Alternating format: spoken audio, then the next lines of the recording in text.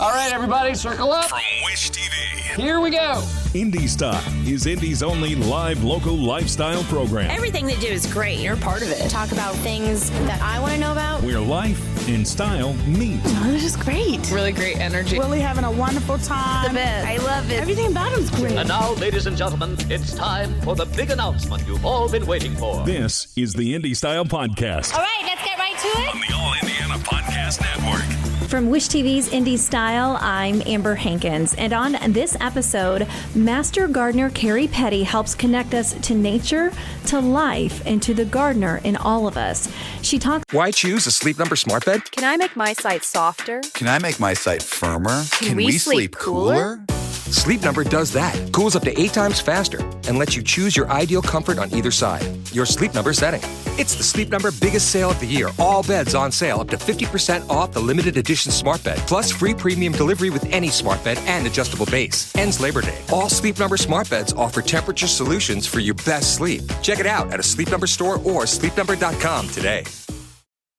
Audible's romance collection has something to satisfy every side of you. When it comes to what kind of romance you're into, you don't have to choose just one. Fancy a dalliance with a duke, or maybe a steamy billionaire. You could find a book boyfriend in the city and another one tearing it up on the hockey field. And if nothing on this earth satisfies, you can always find love in another realm. Discover modern rom-coms from authors like Lily Chu and Ali Hazelwood, the latest romantasy series from Sarah J. Maas and Rebecca Yarros, plus Regency favorites like Bridgerton and Outlander. And of course, all the really steamy stuff. Your first great love story is free when you sign up for a free 30-day trial at audible.com/Wondery.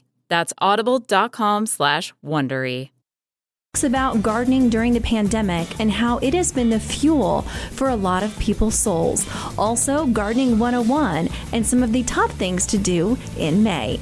This is the Indy Style Podcast on the All Indiana Podcast Network.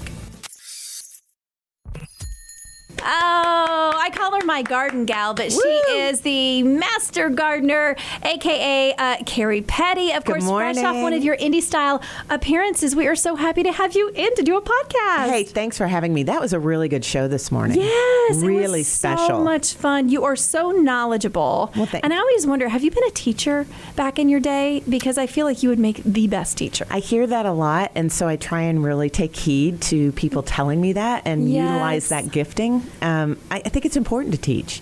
Yeah. I think it's important to share your knowledge with people. I mean, I've been around a while in Indianapolis, so, but I love especially teaching children about gardening.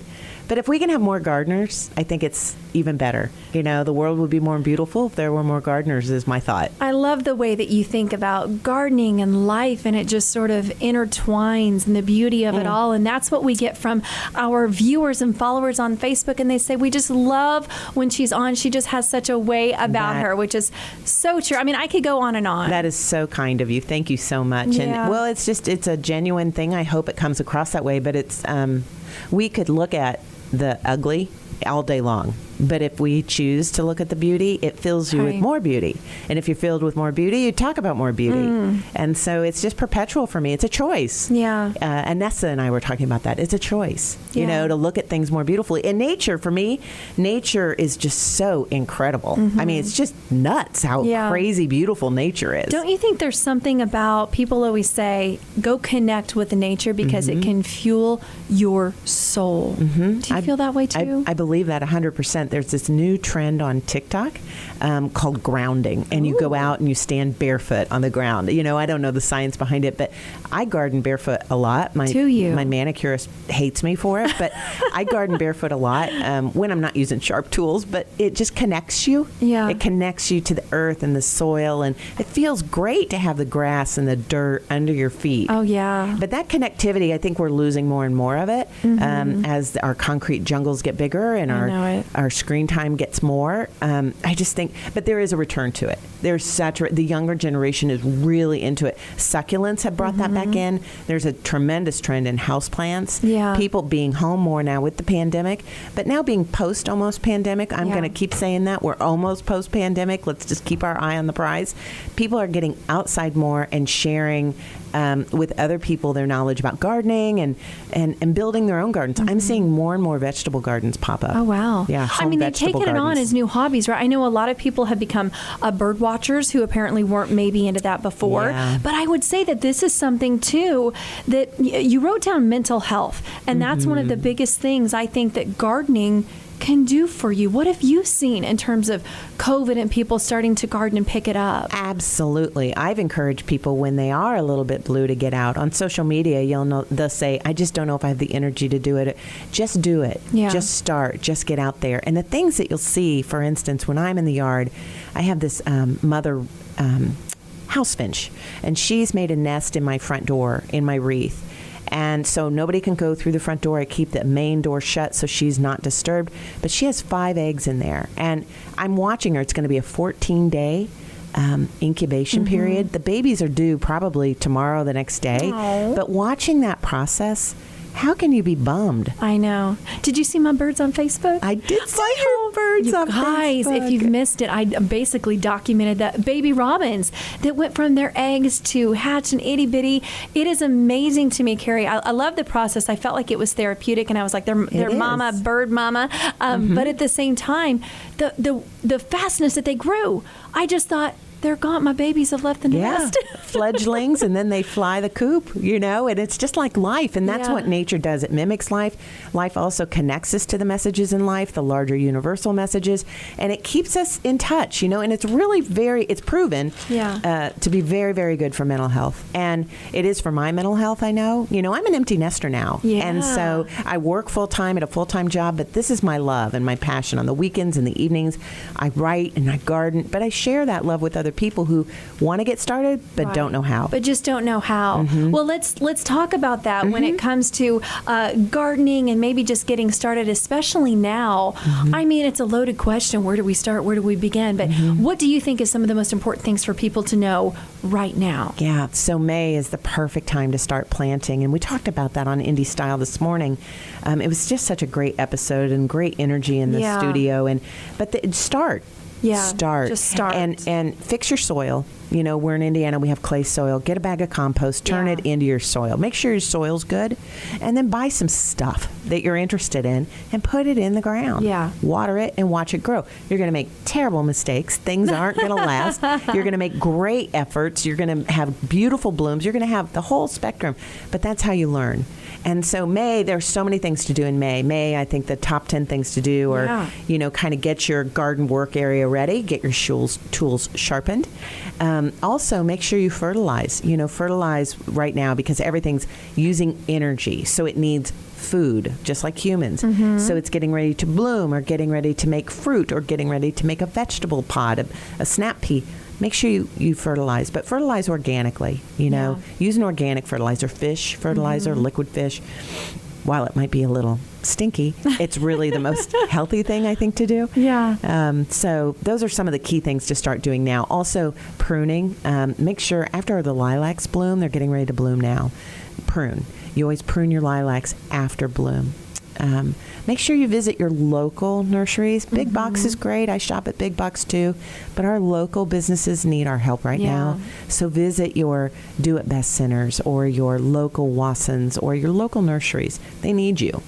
Supporting those local customer bases, I know. You also say just start somewhere because, a lot of people think this is intimidating. I've never gardened before. I want to try it. I don't have a green thumb, but just start somewhere. Yeah, and make sure that if you're going to grow something, you need to know, does it need full sun? Does it need shade? So full sun in Indiana is considered 8 hours.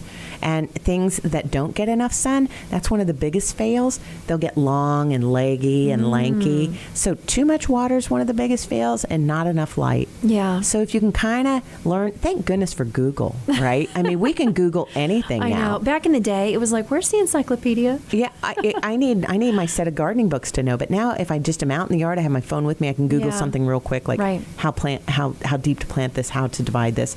Dividing is a wonderful thing. If you've moved into a new home and you have some stuff in the yard like hostas, a lot of people know what hostas are. Those low kind of green mounding shade plants.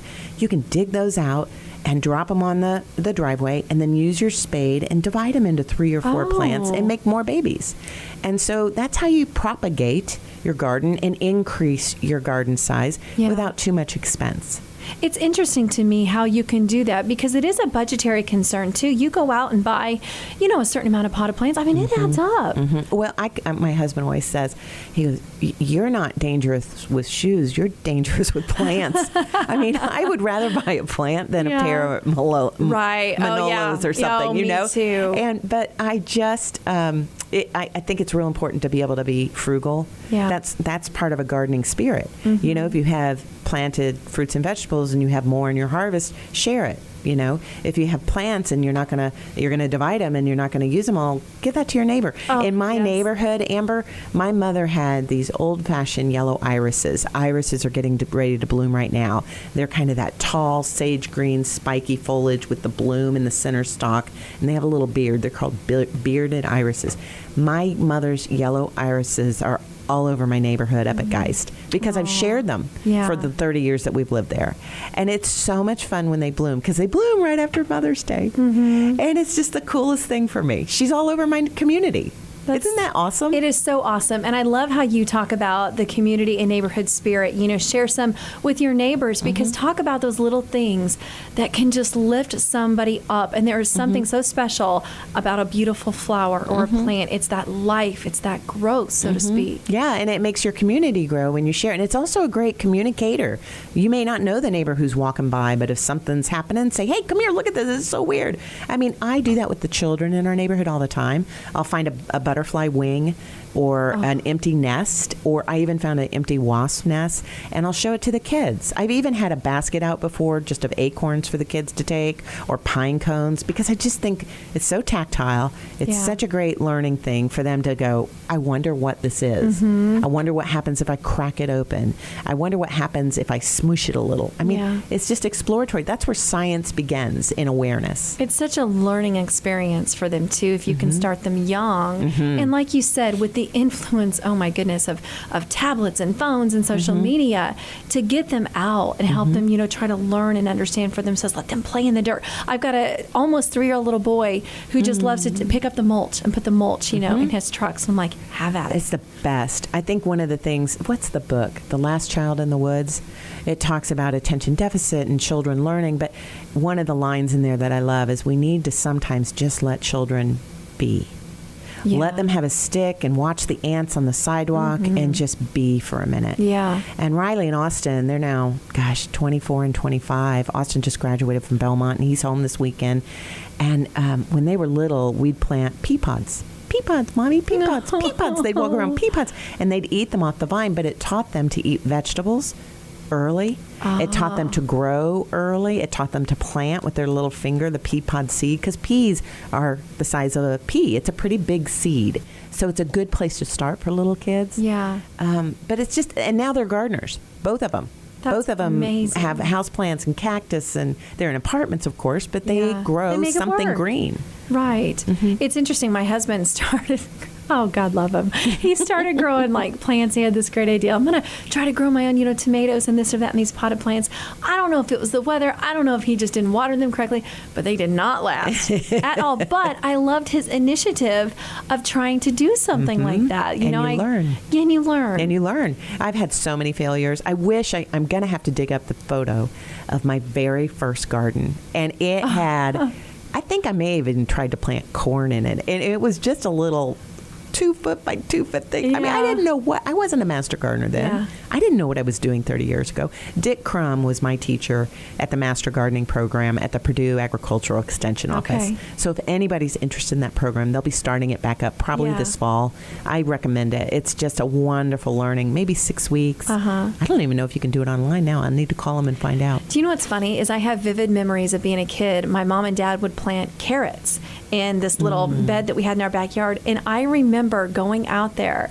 I can still see myself to this day, but it was just the most fascinating thing that I would wait till they were ready and I would pull them out to see how big that carrot was. Isn't it satisfying? It's just so cool. It's so satisfying. It's miraculous, really. Yeah. And one thing about root crops, that's considered a root crop. Okay. So like radishes, carrots, beets, turnips, they want to be sown directly into the soil. They don't want to be disturbed. Like today on the show, we showed little tiny seedlings that